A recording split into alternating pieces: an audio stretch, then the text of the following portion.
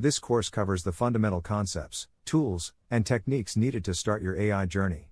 Whether you're a complete beginner or looking to build a strong foundation, you'll gain practical skills to understand and apply AI effectively. Last week, I spent 5 hours and $49 completing Google's latest AI Essentials course for beginners. Since I need to recoup that money to fund my addiction to parasocial relationships with AI, I made this video to share 5 key takeaways from the course, its pros and cons, and, most importantly, whether the certificate at the end will actually help you land a better job, or just sit in your inbox collecting digital dust. Broadly speaking, AI tools fall into 3 categories. Standalone AI tools, these operate independently with minimal setup. Examples include general-purpose chatbots like ChatGPT, Gemini, Claude, and Perplexity, as well as specialized apps like Spyco, Otter AI, Midjourney, and Gamma. You can use them directly via their websites or apps without needing to integrate them into other software. Tools with integrated AI features, these incorporate AI into existing software. For instance, after drafting a post in Google Docs, you can either copy and paste it into a standalone AI tool like ChatGPT for editing or use Google's built-in Gemini feature for adjustments. Similarly, you can generate images with Midjourney as a standalone tool or use Google Slides' integrated AI feature to create visuals directly. Custom AI solutions, these are tailor-made AI applications designed for specific problems. For example, Johns Hopkins University developed an AI system to detect sepsis, improving diagnostic accuracy from 2 to 5% to an average of 40%. Even if you lack a technical background, you might still use custom AI solutions at work, like an AI tool that ranks sales prospects based on historical data and industry trends, helping salespeople prioritize their efforts. When interacting with AI, make sure to explicitly state context that might otherwise be implied. For example, if a vegetarian friend asks for restaurant recommendations, you instinctively suggest vegetarian-friendly options, even if they don't explicitly say, "Hey, make sure it's vegetarian." AI doesn't make these assumptions. Similarly, if you're negotiating a raise, you might know in your head that you got a 10% increase last year, you're the top performer this year, and the industry average is a 12% increase. But if you don't provide this context when asking AI for negotiation strategies, you'll get generic advice instead of tailored recommendations. If you want to master prompt writing, check out my dedicated video on crafting the perfect AI prompt.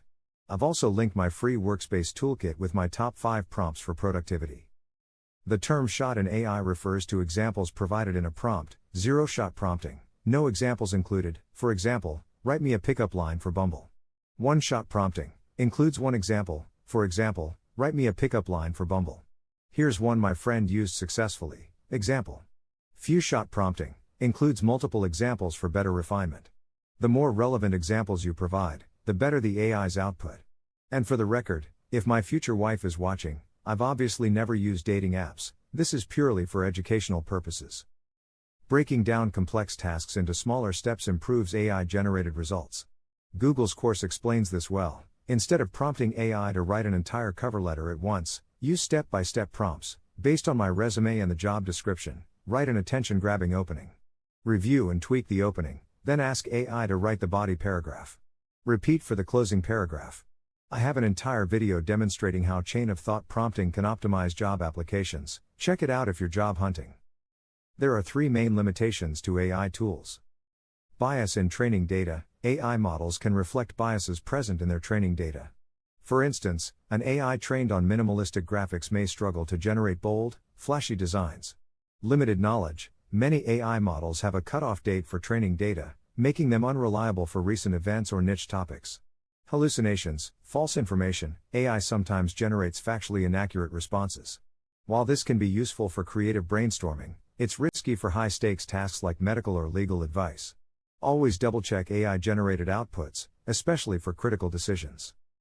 This course is not for you if you already use AI tools like ChatGPT and Gemini daily. You're looking for advanced AI applications. The course provides clear explanations, but its examples are broad.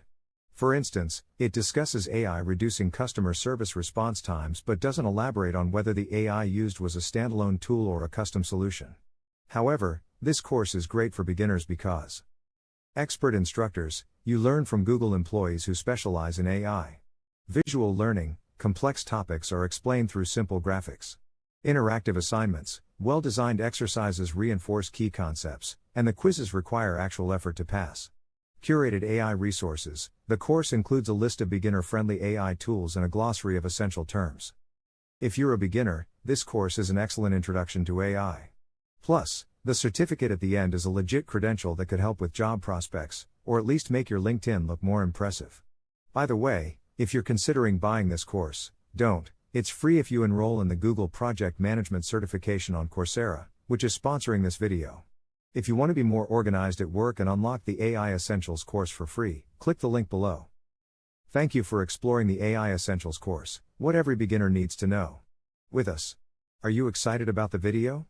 Let me know in the comments. And if you want more cool AI tool recommendations, like, share and subscribe to check out these videos next.